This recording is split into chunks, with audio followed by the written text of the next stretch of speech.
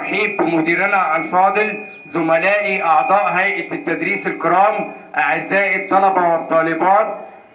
اليوم سوف نقوم بشرح مبادرة بداية جديدة لتنمية الإنسان. المبادرة دي هتسمع عنها كثيرا في وسائل الإعلام المختلفة ووسائل التواصل الاجتماعي المختلفة. اليوم سوف أذكر عناصر مهمة في تلك المبادرة عشان تعرف المعلومات عنها. أولا، المبادرة الفكرة الرئيسية لها هي عمل إنسان واعي مثقف يدعو إلى الأفكار البناءة غير الهدامة. أعزائي الطلبة والطالبات، وقد تبنت دولتنا مصر الحبيبة بقيادة الرئيس عبد الفتاح السيسي مرورا برئيس الوزراء الدكتور مصطفى مدبولي، ثم المحافظ الغربية اللواء أشرف الجندي، والقيادات التربوية في محافظة الغربية بقيادة الأستاذ ناصر حسن والدكتورة جهاد. المبادرة ديت هتسمع عنها وهتسأل عنها كثيرا.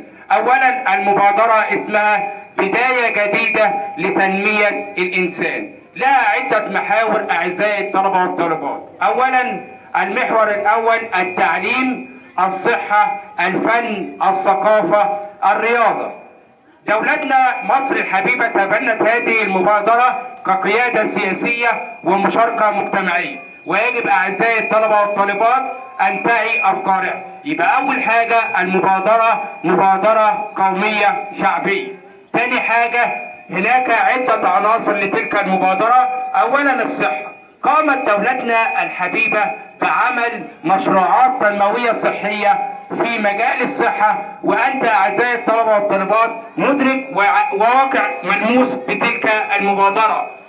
فقامت الدولة بتسليم نظارات لضعاف البصر، وهذا مشروع قومي.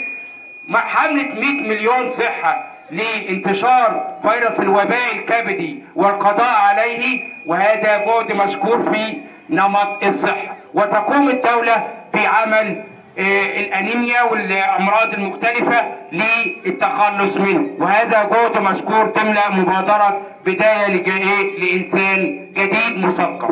ثانيا، التعليم. مجال التعليم قامت دولتنا الحبيبة بإنشاء مدارس جديدة بديلا للمدارس القديمة.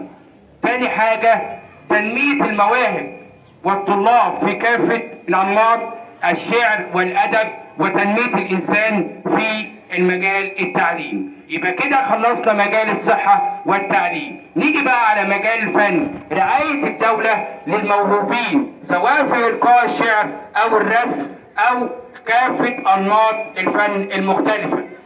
الثقافة، تعي الدولة على إنشاء قصور الثقافة لتنمية الأفكار البناءة غير الهدامة. أعزائي الطلبة والطالبات، بإنشاء كثير من المكتبات والتوعية بأهمية المكتبات في مصرنا الحبيبة.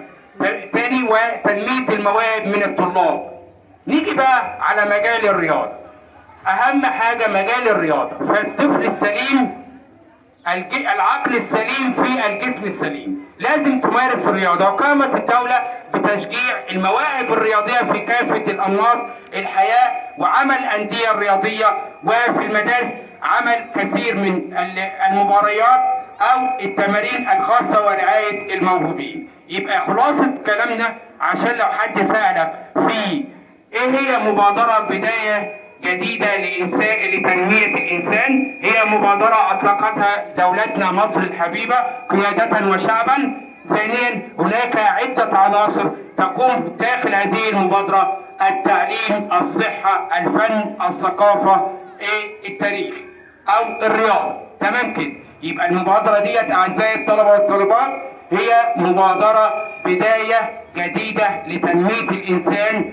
الفكرة الرئيسية فيها إنشاء إنسان أو بناء إنسان يدعو إلى الأفكار البناءة، طفل سوي، طالب سوي يحب الآخرين، ينبذ كل أنواع التنمر. يبقى أول حاجة أعزائي الطلبة والطالبات، يبقى هي المبادرة قامت بها دولتنا الحبيبة لإنشاء أو بناء إنسان يدعو إلى الأفكار البناءة غير الهدامة، وهي أنماطها كثيرة، منها التعليم، الصحة، الثقافة، الفن، التاريخ.